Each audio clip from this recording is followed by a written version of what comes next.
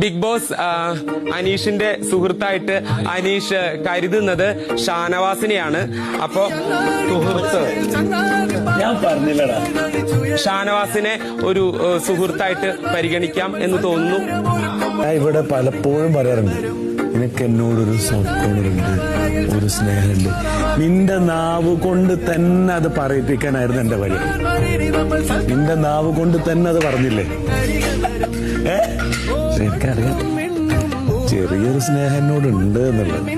ഞാൻ വന്ന first day മുതൽ മനസ്സിലാക്കിയത്. എനിക്ക് നീ ഒന്നും വേണ്ട, നിന്റെ സുഹൃത്തായിട്ട് എന്നെ കണക്കാക്കിയില്ല. ഞാൻ പറഞ്ഞ വാദം നീ ശരിവെച്ചില്ല, എനിക്കത് മതി. കള്ള എന്നുള്ള സ്നേഹം ഉള്ളിൽ ഒളിപ്പിച്ച് വെച്ചിട്ട് മിണ്ടാതെ നടക്കരുതല്ലേ.